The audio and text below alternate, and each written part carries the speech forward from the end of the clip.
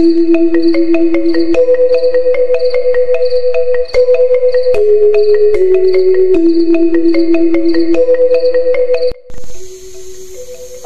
Swastiastu, Om Awiginam Astu Namasidam, Om Anubadrah Kertawiyantu Muswata.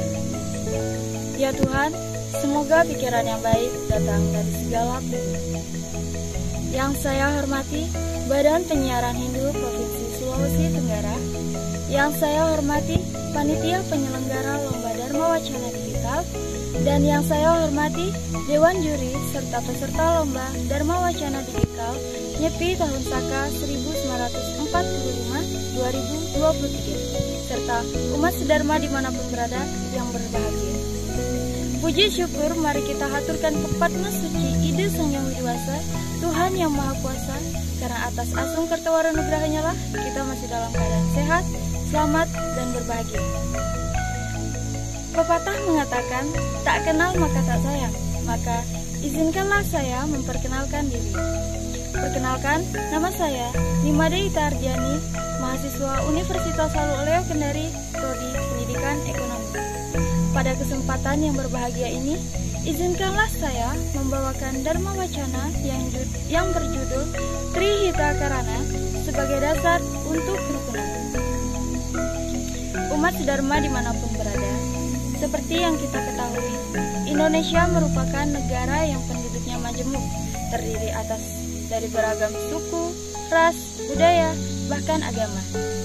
Walaupun beragam, masyarakat Indonesia dikenal dalam hidup dalam kerukunan, yang dimana kerukunan adalah hidup damai dan tentram dalam menjalani kehidupan sosial, saling toleransi antara masyarakat satu dengan masyarakat lainnya, baik yang seagama maupun yang berbeda agama, serta kemampuan untuk menerima adanya perbedaan keyakinan, suku, ras, budaya, bahkan agama.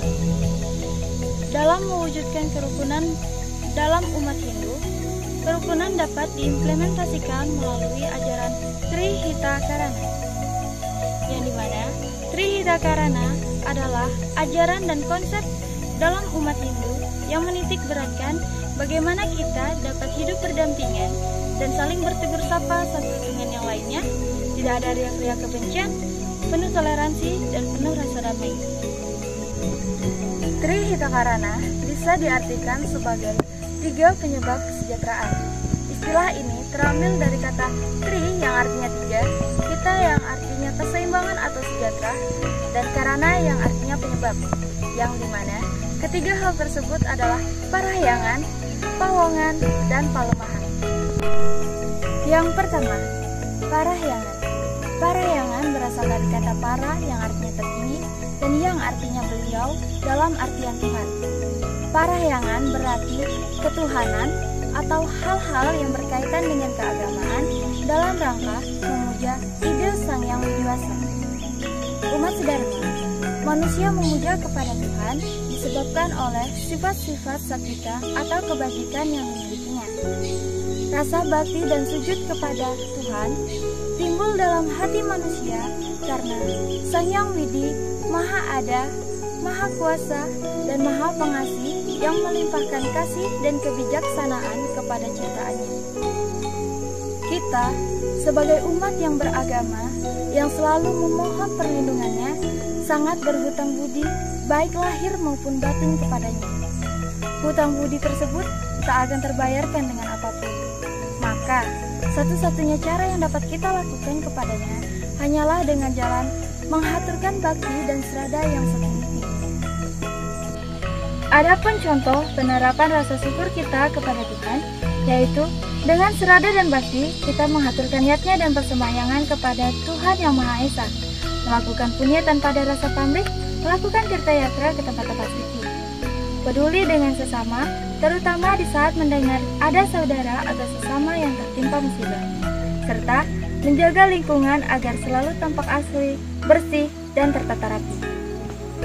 Umat sedharma, kita sebagai umat manusia yang beragama dan bersusila harus menjunjung dan memenuhi kewajiban, antara lain cinta kepada kebenaran, kejujuran, keikhlasan, dan keadilan. Dengan demikian, Jelaslah bagaimana hubungan antara manusia dengan ide Sang Yang Widi Wasi. Hubungan ini harus dipupuk dan ditingkatkan terus ke arah yang lebih tinggi dan lebih suci, lahir batin, sesuai dengan swadharmaning umat Hindu yang religius, yakni untuk dapat mencapai Moksartam Jagatita Yacaiti Dharma, yakni kebahagiaan hidup dunia skala niskala yang dilandasi oleh Dharma atau kebenaran. Yang kedua, pawongan. Pawongan berasal dari kata wong atau wang dalam bahasa Jawa atau Kawi yang artinya orang. Pawongan adalah perihal yang berkaitan dengan orang dalam suatu kehidupan masyarakat. Dalam artian yang sempit, pawongan adalah kelompok manusia yang bermasyarakat yang tinggal di dalam suatu wilayah. Sebagai makhluk sosial, manusia tidak bisa hidup menyendiri. Mereka memerlukan bantuan dan kerjasama orang lain. Karena itu, hubungan antar sesamanya harus selalu baik dan harmonis. Hubungan antar manusia harus diatur dengan dasar saling asah, saling asih, dan saling asuh, yang artinya saling menghargai, saling mengasihi, dan saling membimbing. Hubungan yang harmonis antara keluarga di rumah dan dengan masyarakat lainnya akan menciptakan keamanan dan kedamaian lahir batin di masyarakat. Masyarakat yang aman dan damai akan menciptakan negara yang tentram dan sejahtera. Umat sedharma, hubungan manusia dengan makhluk lainnya hendaklah dapat menciptakan suasana rukun, harmonis, dan damai, serta saling bantu-membantu satu sama lainnya dengan hati yang penuh dengan cinta kasih. Kasih muncul dari dalam kalbu yang merupakan alam paramatman, yaitu ananda atau kebahagiaan. Dalam Manusumarti bab 2, sloka 138 disebutkan bahwa berkatalah yang sewajarnya, jangan mengucapkan kata-kata kasar, walaupun kata-kata itu benar. Jangan pula mengucapkan kata-kata lemah lembut, namun dusta. Inilah hukum susila yang abadi, atau sanatanam dharma. Yang ketiga, palemahan. Palemahan berasal dari kata lemah dalam bahasa Jawa yang artinya tanah. Palemahan juga berarti buana atau alam. Dalam artian yang sempit, palemahan berarti wilayah suatu pemukiman atau tempat tinggal. Manusia hidup dalam suatu lingkungan tertentu guna untuk memperoleh bahan keperluan hidup dari lingkungannya. Oleh karena itu, lingkungan harus selalu dijaga dan dipelihara serta tidak boleh dirusak. Lingkungan harus selalu bersih dan rapi. Hutan tidak boleh ditebang semuanya. Binatang-binatang tidak boleh diburu seenaknya, karena dapat mengganggu keseimbangan alam.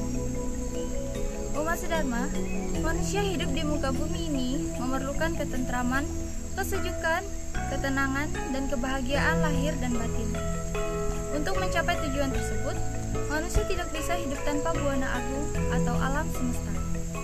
Manusia hidup di alam dan dari hasil alam. Hal ini yang melandasi terjadinya hubungan harmonis antara manusia dengan alam semesta. Contohnya, ikut serta membersihkan lingkungan, membuang sampah pada tempatnya. Demikianlah penjelasan singkat mengenai pembagian dari Trihitakarana tersebut.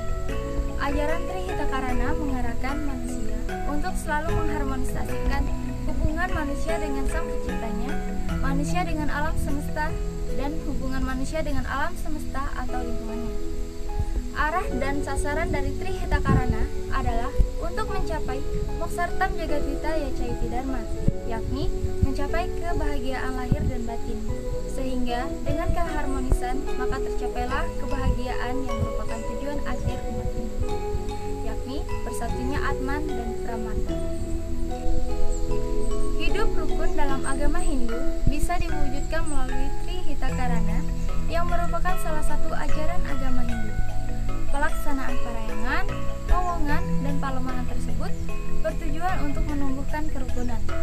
Jika hidup harmonis, kerukunan akan terbina.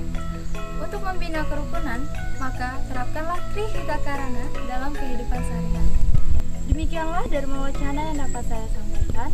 Semoga Dharma Wacana ini dapat bermanfaat untuk kita semua. Apabila ada salah kata yang disengaja atau tidaknya, saya mohon maaf sebesar-besarnya. Untuk mengakhiri Dharma Wacana ini, izinkanlah saya menutupnya dengan sebuah pantun. Wulandari bersama Ani. Sesampai di sana bertemu Rati. Demikianlah Dharma Wacana ini. Saya tutup dengan Parama Santi. Om Santi Santi Santi.